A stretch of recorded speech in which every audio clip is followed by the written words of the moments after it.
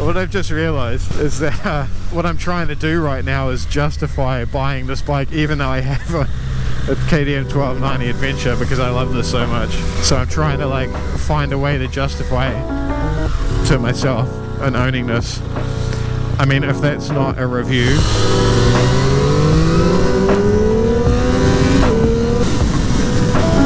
me. It's so easy. What's going on, guys? Welcome back.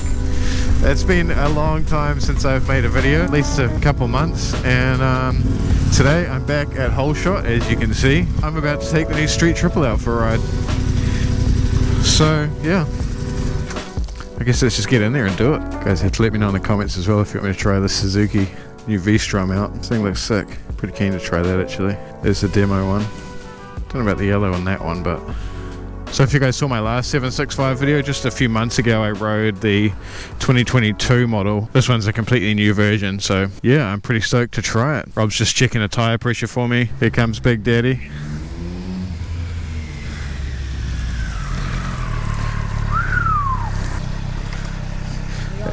It looks sick, eh, I reckon? Sweet, bro. See you soon. Here it is, guys. Street Triple RS. Sounds a bit throatier than I remember the last one. Oh, I'm pumped to do this one. Feels so small compared to my big bike over there. Alright, let's go for a ride. Oh god, that's so smooth.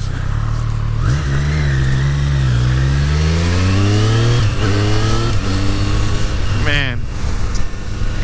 Now I know I'm just coming off my bike, which is a big agricultural monster adventure bike, but I tell you, there's nothing like the feeling of a Triumph like this that's just so smooth. I mean, you know, it's been a couple months since I rode the last one, but straight away this does feel very, very smooth.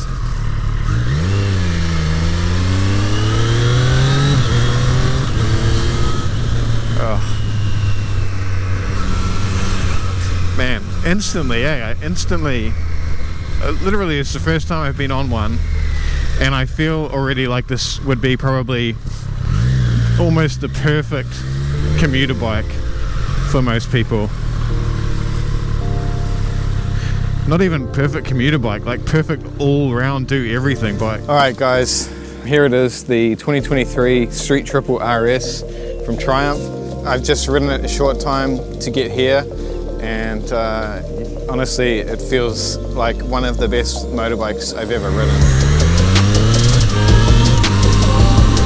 Super smooth quick shifter. It feels pretty good, it feels pretty comfortable. Like, it's very different to my bike, but I'm slightly leaned over, not a lot, but just very slightly leaned forward, because I think in this model they have raised the back a little bit, which, you know, puts you lean forward a little bit more. I'm 6'1", about 100 kilos, and it doesn't feel too small for me or anything like that. It feels really good. I instantly like it more than the MT-09. I know that that's not gonna gel with everybody, but that's just my opinion. You know, the MT-09 is also an amazing bike, and it's cheaper than this one.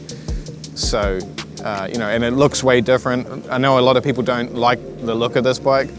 I personally do. I owned one, like a 2020, I think, a long time ago. Can't have been more than 3 years ago, right? And I really liked it, but I do like the updated styling on this one. I really like the headlight, how they've changed that front fairing to be a little bit sharper. And same with the tail section, looks a little bit sharper. Everything on it does, really. It just looks like a more refined version of what was already a fantastic bike. Honestly, I mean, I know, coming from my bike, coming from my 1290 to this, is probably unfair, but I feel like I'm on a mountain bike, like an e-bike or something with, you know, 130 horsepower, whatever this thing has. It feels kind of ridiculous. I rode the MT-09 for the first time a little while ago and made a video on that, and I was kind of comparing it to the Street Triple, like the older one. And, you know, in my mind, the Street Triple is kind of a little bit more upmarket version of the MT-09. It just blows my mind every time I get on one of these of how smooth it is.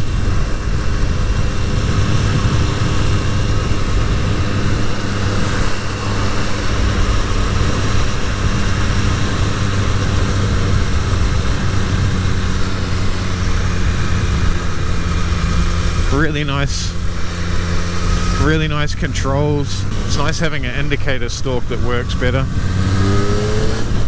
That's got to be one of the smoothest quick shifters on the market today, I think. The word that comes to mind so far is effortless. Riding this thing is effortless. Honestly, I've got the specs on my phone here. You guys know I'm not really that much of a spec guy, but you know, it's 128 horsepower. It weighs 414 pounds. I mean, it's got plenty of power. It's very lightweight.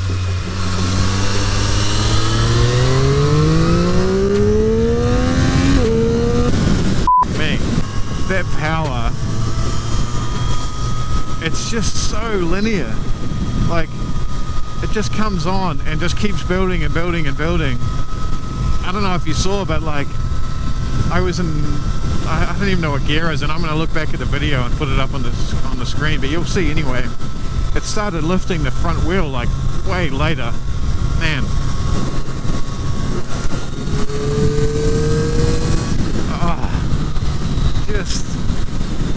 It's nice to be on a sport bike again. Sport, naked, whatever. This thing is beautiful. I love it already. Oh man, I've been riding it for 15 minutes and I kind of already want one. We've got cruise control, I think, do we? Oh, maybe we don't.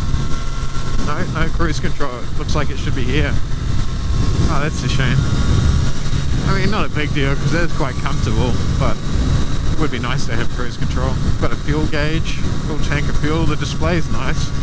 It's small. It's bigger, way bigger than the MT-09 one, but it's you know, I think it's about probably the perfect size, and it's really, really clear. Right, I'm going to pull off the motorway here. That's a really nice motorway run. I can't think of anything to say other than smooth, no vibration, mirrors are amazing, controls are really nice, wind is fine. I don't know.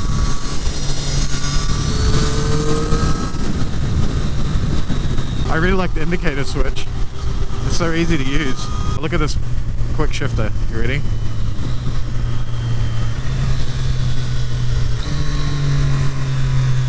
I don't even know if you can see it like jerking around or anything. It's so smooth.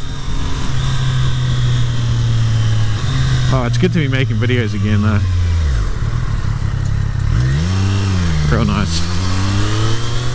Oh, it leans so easy that I'm like leaning too fast, too early. I need to get used to that.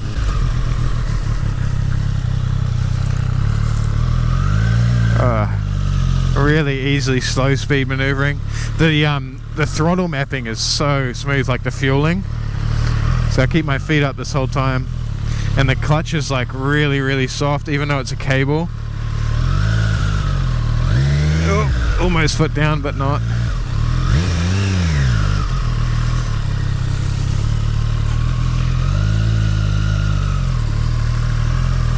So easy to control. Let's get this video going. Neutral, easy to find.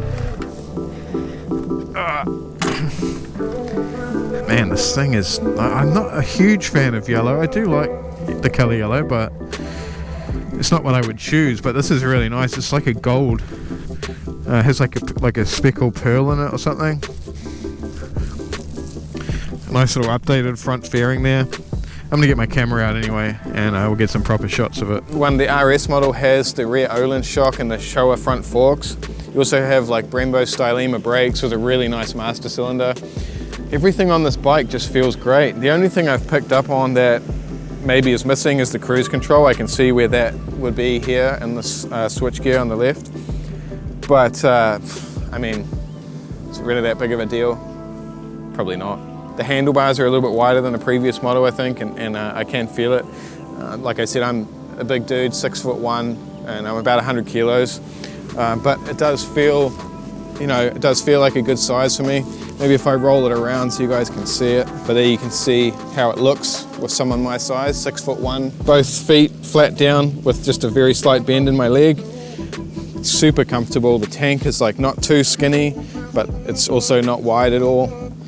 Just a very, very nice, comfortable bike. The one thing that struck me straight away, and I know I've already said, you know, coming from my 1290 Adventure to this, it's going to feel, you know, you can't get much more opposite really in terms of how a bike handles and feels. But man, this thing just feels like a dirt bike or like an e-bike, like a bicycle with a really powerful engine in it. It's just so easy to turn. It's just such an impressive machine for the price. You know, it's not cheap, but I just love everything about it, honestly. I love the mirrors. These are kind of what the mirrors I would put on it if I was to upgrade them. And you know, honestly, I don't know, I would definitely be putting a pipe on it because these triples just sound so amazing with an exhaust.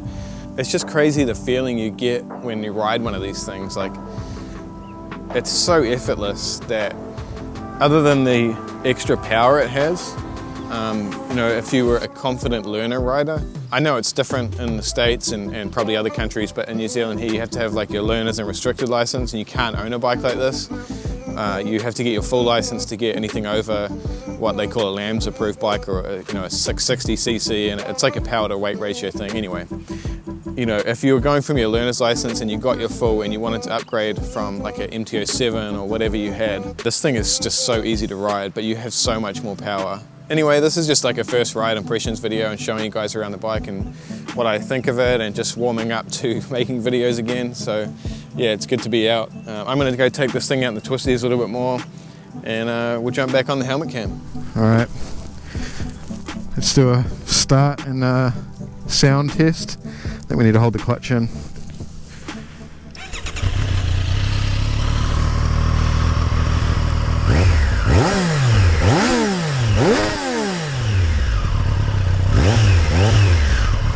Nice.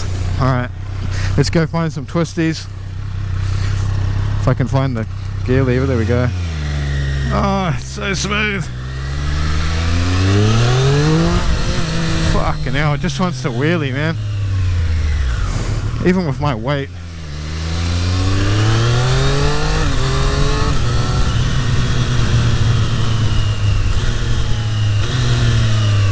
When the screen goes dark, the text goes the same color as the bike. That's cool, man. It looks way better dark too, I think. Let's go down this road.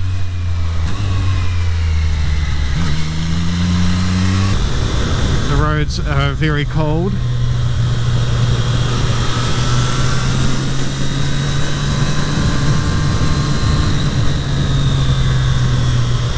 And mossy. Oh, great.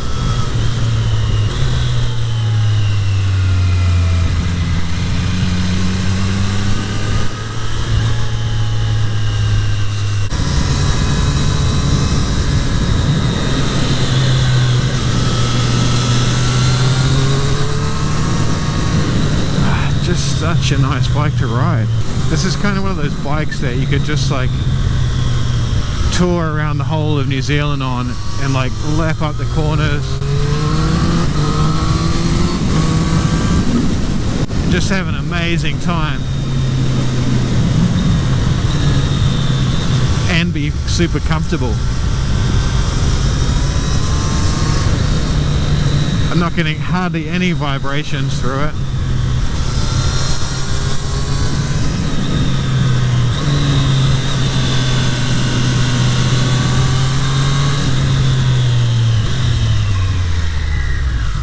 I don't know where that road goes.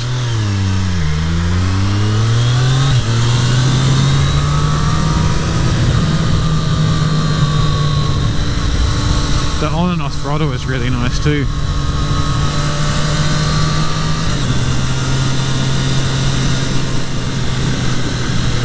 I can really honestly see why these are just selling. You know, Rob was telling me that anything they get in is just going out within the same week. And there's so much green moss on the road. The suspension is firm. Not too firm. I think it's like I said, it's hard to say when you haven't ridden something back to back, but it feels similar to the Speed Triple RS, the new 1200, but not quite as firm. Ugh.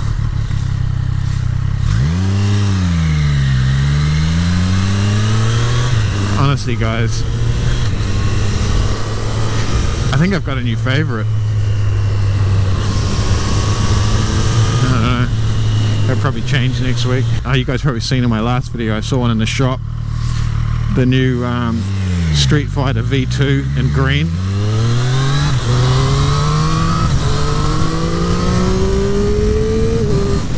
Oh, this thing goes. But anyway, I mean, I guess we should sum it up while we're sitting behind this truck. I'm trying really hard to find something that I don't like, or something that you know, could be improved. And I'm struggling a little bit. I really like it. It's very comfortable, it's very quick, it looks cool. I mean, that's subjective. A lot of people just aren't going to like the look of it, and that is totally fine. It handles amazing. It just fills me with confidence, like leaning into these corners. I mean, I'm not hauling ass now, but it's just like, it's so easy. Even with my heavy backpack on and my weight, I've realized this real time with you guys, with me. What I'm trying to do right now is justify buying this bike, even though I have a KTM 1290 Adventure, because I love this so much. So I'm trying to like find a way to justify to myself and owning this. I mean, if that's not a review, if that's not a summary, I would just suggest, really highly suggest, going to ride one of these. Even if you've got a 2021 or a 2022 model, you know, I don't know if you would feel like you need to buy this if you had a 2022, but I don't know, it's probably worth it trading it in. I don't know, you guys tell me. If you have a 2022 or 2021 model and you've ridden this, you tell me if you've felt the difference. I'll see you guys in the next video, but in my opinion, you need to try this bike out, take it for a spin, find some twisty roads, and yeah, have a bunch of fun.